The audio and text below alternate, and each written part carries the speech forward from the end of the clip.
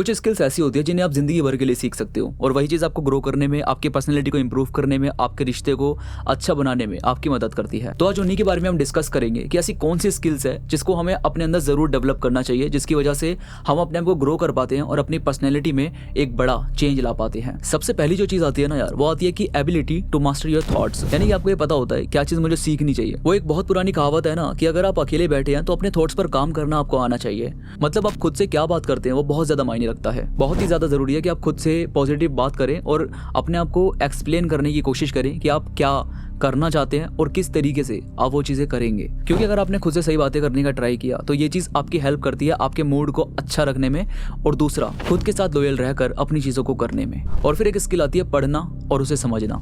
देखो यार, हम में से बहुत सारे लोग ना किताबें पढ़ने के शौकीन होते हैं। कोई कोई नई नई किताबें पढ़ता है, अलग अलग चीज़ें याद करना, पढ़ना उसको पसंद होता है। लेकिन फिर भी ना जो चीज़ें एक्सप्लेन की गई है बुक के अंदर, वो चीज़ें अंडरस्टैंड करना हर किसी के बस की बात नहीं होती। क्योंकि आप जो भी चीज़ें पढ़ते हैं उसे अंडरस्टैंड सिर्फ अपने माइंडसेट से करते हैं, अपने एक्सपीरियंस से करते हैं। यानी किताब क्या कहना चाहती है वो अलग बात है, लेकिन आपने क्या सीखा है अपनी लाइफ में और आप किस तरीके से अपनी लाइफ को जीते आए हैं, उस तरीके से ही पढ़ना स्टार्ट कर देते हैं और वही समझते हैं कि इसके अंदर शायद वही चीज़ लिखी है जो मैं समझ रहा हूँ। लेकिन एक्चुअल में किताब क्या कहना चाहती है उसके वाकई में अलग अलग तर्क होते हैं। आपने कई लोग देखे होंगे जिन्होंने बहुत बड़ी बड़ी किताबें पढ़ी हुई है और वो जब उसको एक्सप्लेन करते हैं तो अपने तरीके से करते हैं, और जब कोई और उस बात को एक्सप्लेन करेगा तो अपने तरीके से करेगा। यानी कि किताब पढ़ने के बाद आप क्या उससे अंडरस्टैंड करते हैं वो स्किल आपके अंदर होनी चाहिए। ये नहीं कि आपने बस किताब पढ़ ली और उसके जो रियल मतलब है उसकी तरफ ज़्यादा ध्यान नहीं दिया। मतलब एक्चुअल में उस किताब से आप क्या सीख सकते थे उसकी तरफ ध्यान देने की बजाय आपने इस पर ध्यान दिया कि ये सिर्फ मुझको पता है, यानी कि ये ज्ञान सिर्फ मुझको है और दूसरे को ज्ञान ही नहीं है। तो वो चीज़ आपको समझनी बहुत ज़रूरी है कि किताब आपसे क्या कहने की कोशिश कर रही है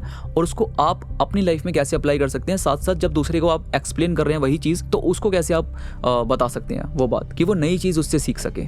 और फिर यार कि सुनने की कला आपके अंदर होनी चाहिए। अगर आप वाकई में कुछ सीखना चाहते हैं और सामने वाले को समझना चाहते हैं, सबसे बड़ी बात तो ये, चाहे आप बिजनेस करते हैं, चाहे जॉब करते हैं या कुछ भी कर रहे हैं, लेकिन उसके अंदर अगर आप सामने वाले की अहमियत को जानना चाहते हैं या फिर सामने वाले को बहुत अच्छे से समझना चाहते हैं, उसके लिए आपको उनको सुनना बहुत ज़रूरी है। तो आप उनको पहले सुने कि वो किस तरीके की बात करते हैं और किस तरीके से आपके साथ रह रहे हैं। इसी से आप ये भी जान सकते हैं कि अगर आप उनके साथ रिलेशनशिप बनाएंगे तो ये रिलेशनशिप कैसा चलने वाला है।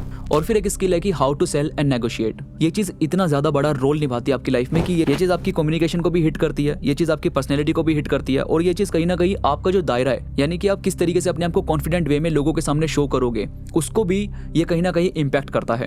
क्योंकि जब आप इसको पढ़ना स्टार्ट करते हैं, इसके बारे में जानना स्टार्ट करते हैं, तो आपको पता चलता है कि यार एक्चुअल में जो लोग हैं या फिर जिस तरीके का मुझे बात करनी चाहिए, वो जो कम्युनिकेशन स्किल है वो आपको यहाँ से डेवलप होती है। जब इसके बारे में आप जानकारियाँ लेना स्टार्ट करते हैं, जब इसके बारे में पढ़ना स्टार्ट करते हैं, और धीरे धीरे करके आप इसको इंप्रूव कर सकते हैं। ये आता है नॉलेज लेने से, यानी कि जानकारियों से, और दूसरा लोगों से बात करने से कि आप कितने लोगों के साथ मिलते हैं, क्या एक्सप्लेन करते हैं या फिर उनसे क्या सुनने की कोशिश करते हैं, वहाँ से आप इस चीज़ को डेवलप करते हैं। और फिर आती है एक इंपॉर्टेंट स्किल, इसमें आप सीखते हैं कि एक बड़े स्टेप को, एक बड़ी चीज़ को छोटे स्टेप्स में कैसे एक्सप्लेन करना है। जैसे अगर आपने कोई बहुत बड़ी चीज़ सोची हुई है कि मुझे ये काम करना है, इस तरीके से करना है, लेकिन आपने उसको छोटे स्टेप्स में डिवाइड नहीं किया, तो फिर कैसे उस काम को आप करोगे।